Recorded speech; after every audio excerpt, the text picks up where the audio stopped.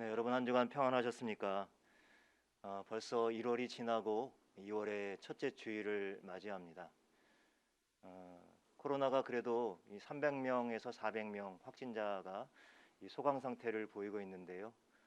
더 확산되지 않고 이 정도를 유지하는 것도 참 하나님께 감사합니다. 이런저런 고비고비마다 우리와 함께 해주시고 또 우리와 동행해 주시며 우리를 붙들어 주시는 우리 하나님의 은총과 평화가 오늘도 흩어져 예배하는 우리 모든 성도님들 가정과 또 일터와 삶의 자리에 함께 하시기를 간절히 바랍니다. 네, 오늘은 사도 바울이 당시 에베소 교회를 목회하고 있었던 그의 가장 사랑하는 제자 이 디모데에게 권면한 말씀을 설교 본문의 말씀으로 택했습니다. 오늘부터 이제 피택자들 교육이 시작이 됩니다. 교육을 또 준비하면서 피택자들뿐만 아니라 저와 여러분 우리 모두가 우리 시대를 살아가며 또 하나님의 또 선하고 좋은 일꾼으로 부름 받았는데 어떻게 하면 그러한 그 부르심에 응답하며 살아갈 것인가 함께 고민하면서 오늘 이 말씀을 함께 보았습니다. 오늘 본문에서 사도 바울은 디모데에게 그리스도의 좋은 일꾼, 그리스도 예수의 좋은 일꾼이 되라고 권면을 하고 있습니다. 그런데요, 여러분, 이 그리스도 예수의 좋은 일꾼이라고 하는 이 표현에서 저는 순간 멈칫했습니다. 과연 나는 그리스도 예수의 좋은 일꾼인가? 아니면 적어도 그런 일꾼이 되고자 지금 노력하고 애쓰고 있는가? 라고 하는 그런 질문이 제 안에 들었기 때문입니다. 그리스도 예수의 좋은 일꾼이라고 하는 것은 여기서 좋다라고 하는 말은 기뻐하다, 또 보시기에 좋다 이런 뜻이죠. 하나님이 기뻐하시는 그러한 일꾼, 하나님이 기뻐하시는 사역자라고 하는 의미입니다. 여러분들은 어떻습니까? 여러분들은 하나님이 기뻐하시는 일꾼, 그리스도 예수의 좋은 일꾼이 되기를 원하십니까?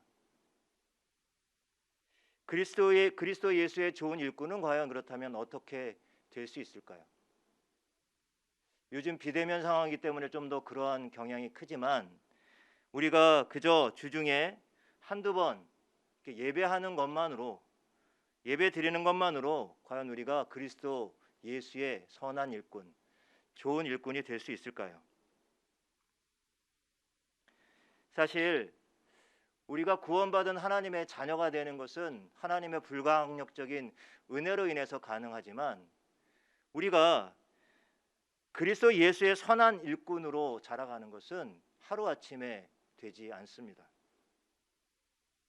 그래서 오늘 사도 바울은 본문 7절에서 디모데에게 그리스도 예수의 좋은 일꾼, 선한 일꾼이 되는 길, 되는 조건을 제시하고 있습니다.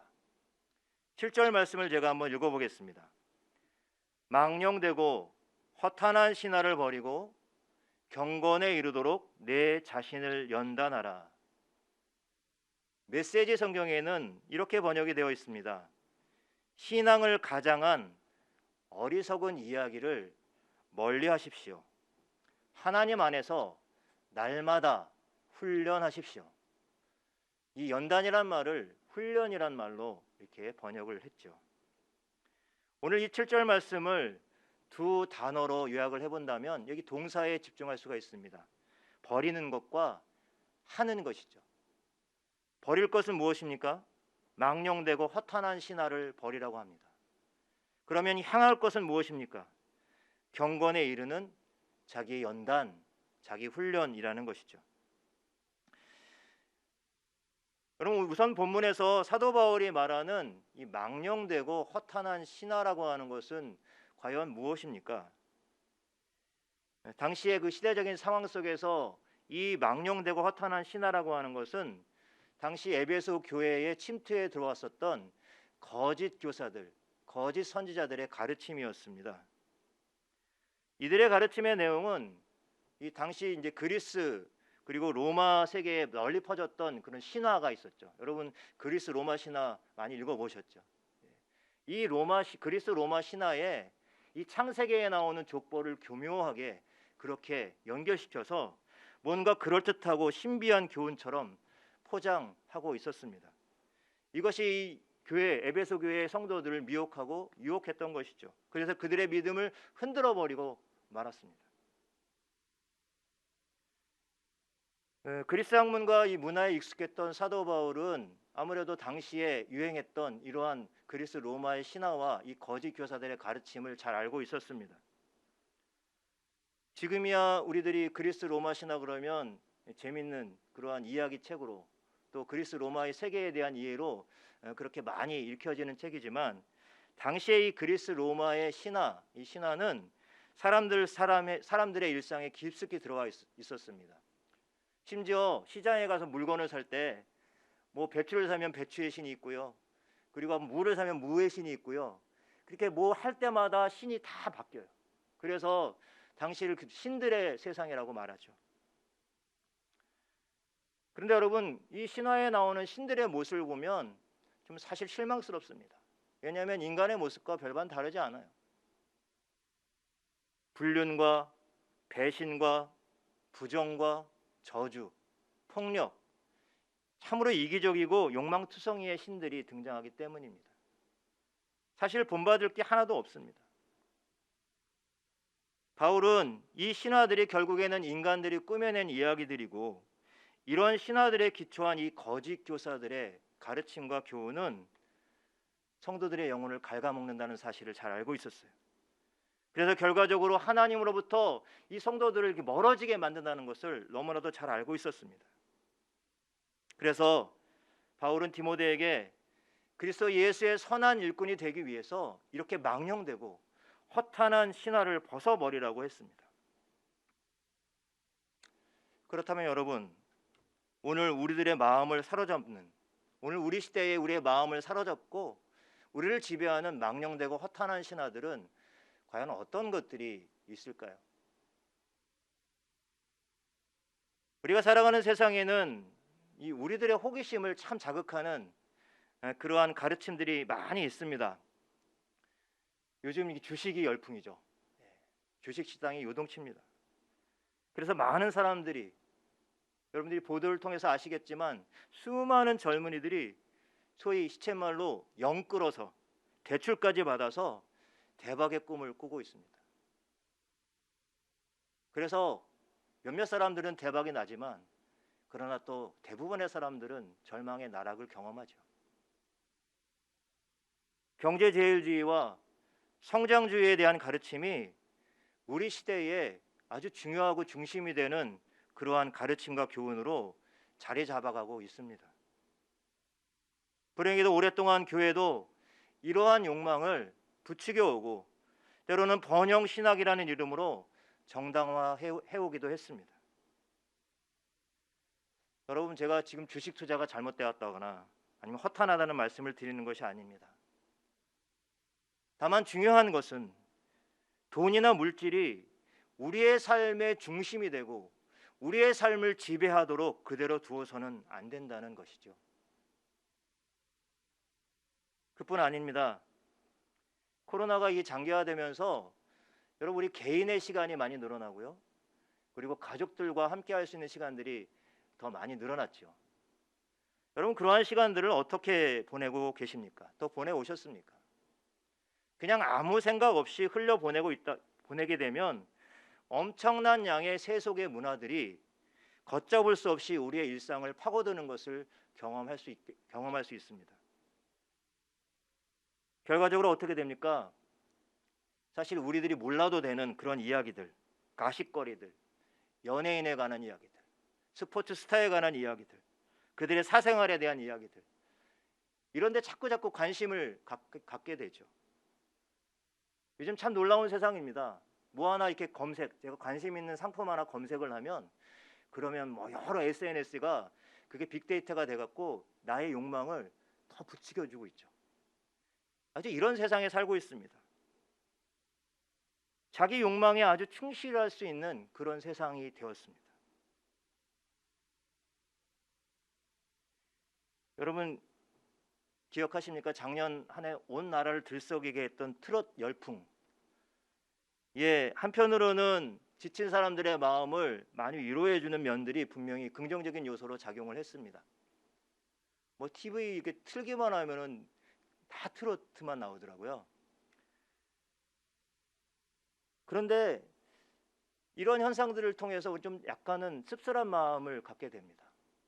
그리스도인들조차도 그냥 하나님이 주시는 위로와 평안보다 세상의 문화가 주는 그러한 즐거움과 위로 안에 갇혀서 살고 있다는 느낌입니다. 이러한 것들은 결국 그리스도 예수의 좋은 일꾼으로 그렇게 가는 길에서 많이 우리가 벗어나 있다고 하는 것을 보여주고 있습니다. 자꾸 그냥 즐기고 누리는 데만 익숙해져 가기 때문이죠.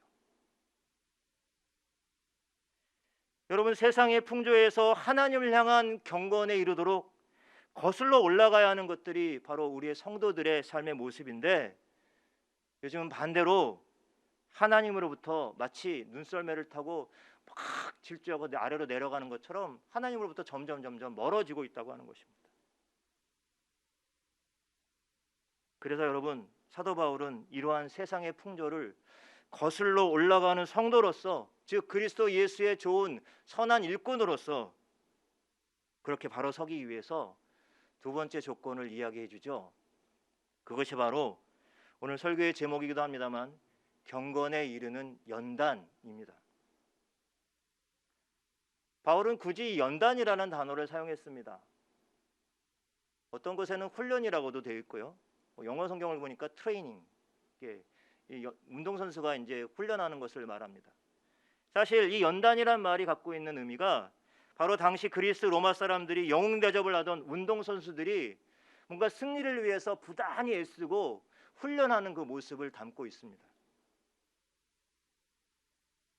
헬스장에서 이렇게 근육을 만들기 위해서 이렇게 운동을 열심히 해보신 분들은 잘 아실 겁니다. 근육이 어떻게 만들어집니까? 적당하게 그냥 아령 들고 적당하게 웨이트하면 근육이 잘 만들어지지 않죠. 항상 그 조금씩 그 한계를 뛰어넘어야지만, 그래야지만 이 몸이 만들어지는 거예요. 무리해서 추의 무게를 조금씩 더 올려서 자극을 줘야 돼요. 그래서 근육이 긴장하고 수축하고 완화하면서, 그러면서 몸에 근육이 만들어지는 것이죠. 이렇게 자기 한계를 넘어서 한 걸음 더 내딛고 추의 무게를 조금씩 더 올릴 때 비록 그것이 힘겹지만 그것을 뛰어넘음으로 새로운 힘이 생겨나는 법입니다. 결과적으로 내가 원하는 몸이 만들어지는 것이죠. 우리의 삶이 정말 새로워지기를 원한다면 이렇게 덜어낼 것을 덜어내고 그리고 집중할 방향을 설정해야 합니다.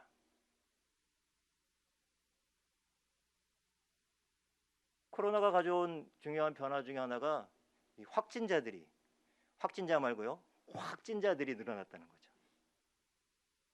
제 주변에도 좀 있습니다. 왜 그렇습니까?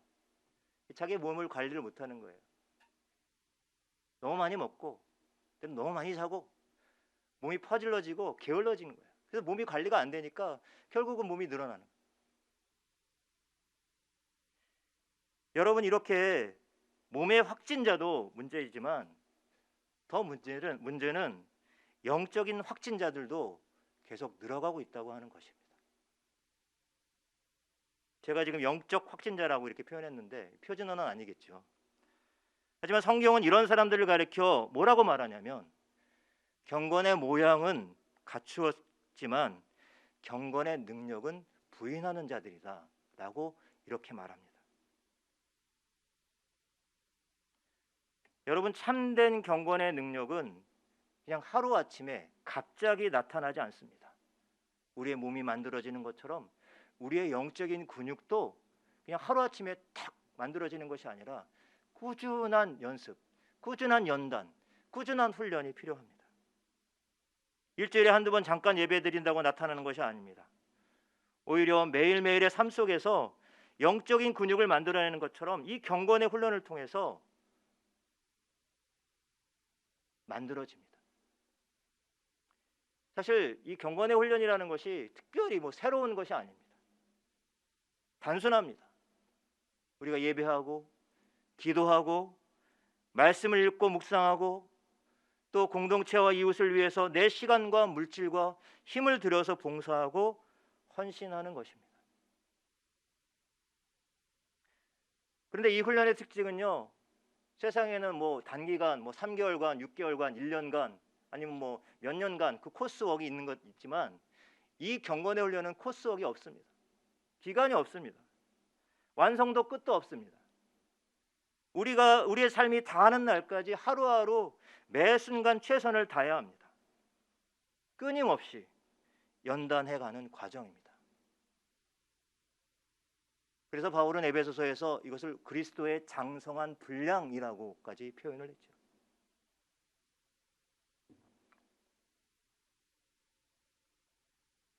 감리교의 창시자 웨슬리는 경건한 생활을 위해서 날마다 자기 스스로에게 다음과 같은 7가지 질문을 했다고 합니다. 여러분, 이 웨슬리가 드린 그 질문을 오늘 우리의 질문, 우리가 묵상할 질문으로 한번 받으시기 바랍니다. 첫 번째는, 너는 항상 기도하는가? 두 번째는, 너는 매 순간, 자기 자신에게 묻는 거예요. 매 순간 하나님 앞에서 즐거워하는가? 세 번째는, 너는 모든 경우에 감사하는가? 네 번째는, 너는 욕심내는 것이 없는가? 다섯 번째는, 너는 두려워하는 일이 없는가? 여섯 번째는, 중심에 끊임없이 하나님의 사랑을 느끼고 있는가? 마지막 7번째는, 무슨 말이나 일을 하든지 그것이 하나님을 기쁘시게 한다고 자신 있게 답할 수 있는가?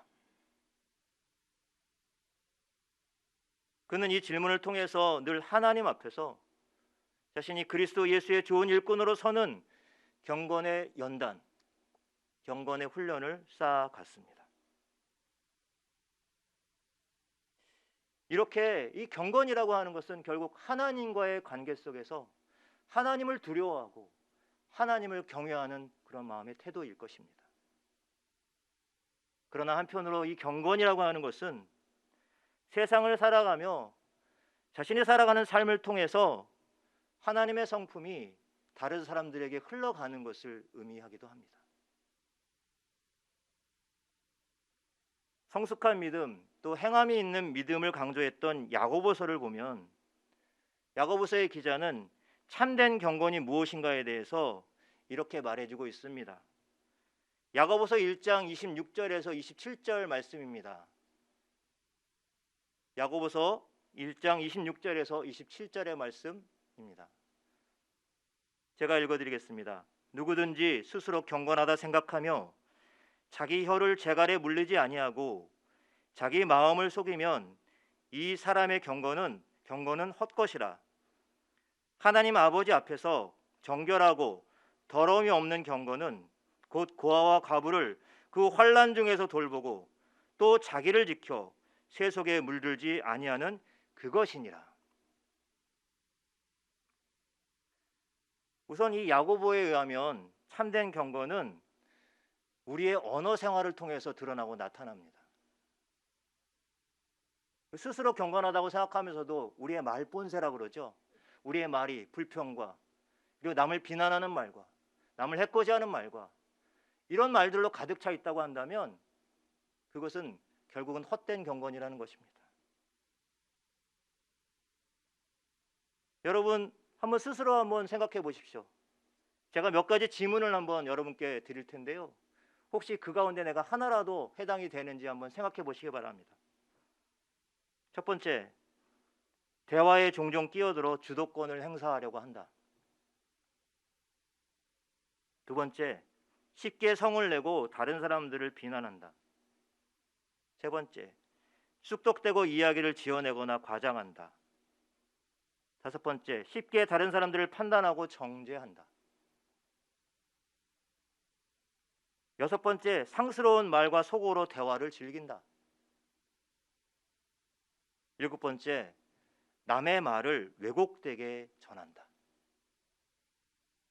혹시 여러분 이 중에 단 한 가지만 해도 해당이 된다면 우리 스스로 우리가 아무리 경건한 척한다 하더라도 결국 우리의 경건은 헛된 것이 될 뿐입니다. 그래서 우리는 듣기는 속히 하고 말하기는 더디하라는 그 말씀에 귀를 기울여야 할 것입니다. 오늘 야고보서의 말씀 가운데 두 번째로 참된 경건은 바로 인색함을 이겨내는 것입니다. 이 예수님 당시에 유대인들은 더러운 곳에 가지도 않았고, 그리고 그들이 규정한 바대로 이 더러운 사람들로 취급하는 고아와 과부와 이방인과 세리들을 멀리하고 자신들과 구별했습니다. 그 구별하는 것이 경건이라고 생각을 했습니다. 그런데요, 그와 달리 예수님은 이 유대인들이 가지고 있었던 그런 경건의 기준을 뛰어넘습니다. 뒤엎어버립니다. 그들이 생각했던 더러운 사람들, 죄인이라고 여겼던 사람들 안으로 직접 들어가셨습니다. 다가가셨습니다. 그들과 함께 먹고, 그들을 만져주고, 그들을 치유해주고, 그들과 함께 있었습니다. 유대인들의 경건은 자꾸 경계를 세우고 담을 세우는 것이었어요. 그러나 예수님의 경건은 이 경계를 허물고 담을 허무는 것이었습니다. 다가서고 다가가는 것이었어요. 그뿐만 아닙니다. 고아와 과부를 그 환난 중에 돌보고라는 말이 나오죠. 이것이 참된 경건이라고 야고보는 이야기하고 있는데요, 여기서 이 돌본다는 말은 구체적인 말입니다. 바로 자신의 물질을 내어주는 거예요.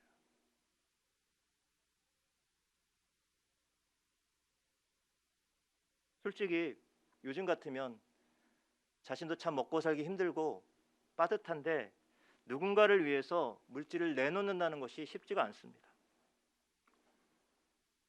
다른 사람이 하겠지, 내가 무슨 도움이 되겠어, 내가 한다고 무슨 표가 나겠어 하는 마음들이 있습니다. 그러나 바로 이러한 마음들을 접고 이웃들을 찾고 돌아보는 일이 예수님이 보여주셨던 참된 경건의 모습이었습니다. 그러므로 우리 신앙생활 속에서 이 경건이라는 것은 결국 돈을 쓰는 돈 씀씀이를 통해서 드러나고 나타난다고 할 수가 있는 것입니다. 이 야고보서의 말씀을 보면 결국 경건이라고 하는 것은 우리가 하나님을 향한 우리의 거룩하고 순결한 태도이기도 하지만, 동시에 이 땅 가운데서 우리가 하나님의 성품을 입고 다른 이들에게 하나님의 자비와 공유를 흘려보내는 실천이 바로 경건입니다. 오늘 집사님 기도 중에도 그런 말씀을 하셨지만, 코로나로 인해서 기독교의 신뢰도는 그 이전보다 더 곤두박질 치고 있습니다. 그 이유가 무엇입니까? 바로 이 참된 경건의 능력을 상실했기 때문이죠. 기독교 포비아, 교회 포비아, 기독충이라는 말이 등장하고 있습니다. 헛된 경건에 사로잡힌 기독교인들, 다시 말하면 이 경건의 능력을 상실한 기독교인들, 그 교회 때문에 우리 예수님께서 대수롭지 않은 분으로 비난받고 욕을 당하고 계십니다. 이것은 경건한 삶이라는 것이 그냥 그리스도인이라는 이름만 가지면 저절로 되는 줄 알았던 우리의 영적인 나태함, 그 나태함이 바로 원인이 되었습니다. 여러분, 그렇다고 그냥 단순히 자책만 하고 있을 수는 없습니다. 다시 시작해야 합니다. 다시 일어나야 합니다. 연초에 세웠던 하나님을 향한 그 경건의 삶에 대한 약속들이 한 달이 지났기에 좀 흐릿해지고 시들해질 수가 있습니다. 하지만 다시 그 흐트러진 삶의 우선순위를 세울 수 있기를 바랍니다. 혹시 너무 바빠서 그냥 벌써 한 달이 지났네 하고 있을 수도 있습니다.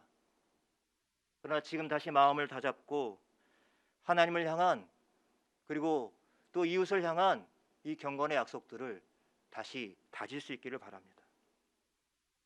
물론 시간이 지나면서 때로 또 넘어지고 쓰러지고 실패할 것입니다.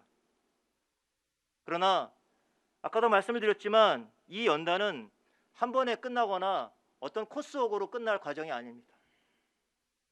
우리가 살아가면서 그리스도의 좋은 일꾼으로 부름받았기에 그 부름에 반응하며 매일매일 연단하고 또 연단하고 또 연단해야 합니다. 말하는 것이 달라져야 하고요. 시간을 쓰는 것도 달라져야 합니다. 매일 하나님께 나아가는 시간과 장소를 만드십시오. 그리고 하나님께 자꾸 말을 거십시오. 하나님, 제가 여기 왔어요. 하나님, 저의 기도를 들어주세요. 하나님 앞에 나아가십시오. 여러분, 돈을 쓰는 씀씀이도 마찬가지입니다. 달라져야 합니다. 팍팍한 살림살이에 나 하나 내 가족 먹고 살기 바쁜데 누굴 돕고 누굴 섬길 수 있느냐고 말할 수 있습니다. 그러나 우리 하나님이 기뻐하시는 일에 저와 여러분, 우리 자신을 기꺼이 드리고 살아가는 그러한 사는 법을 배우고 연습하는 그런 저와 여러분들이 되시기를 간절히 축복합니다. 기도하겠습니다.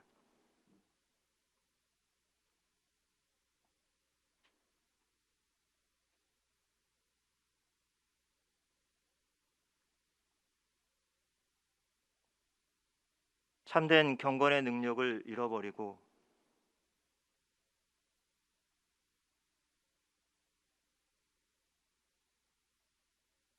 나락으로 떨어져가는 우리들 자신과 우리 그리스도인과 한국교회를 주여 불쌍히 여겨 주시옵소서.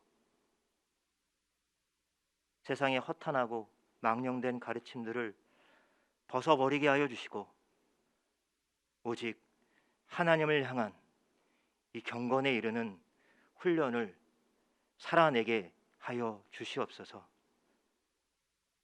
우리의 말이 달라지게 하시고 우리의 섬김이 달라지게 하시고 우리의 시간의 씀씀이가 달라지게 하시고 우리의 물질의 씀씀이가 달라질 수 있도록 인도하여 주시옵소서. 우리의 모든 삶의 모습이 참된 경건의 모범이신 예수 그리스도를 닮아 연단하고 또 연단하고 훈련하고 또 훈련하는 그러한 우리 성도들과 우리 높은 데 섬기는 교회 또 이 땅의 교회들이 되게 하여 주시옵소서. 그래서 하나님이 정말로 기뻐하시는 그러한 하나님의 선한 일꾼으로 바로 설 수 있도록 우리들을 붙들어 주시고 인도하여 주시옵소서. 감사드리며 예수님의 이름으로 기도드립니다. 아멘.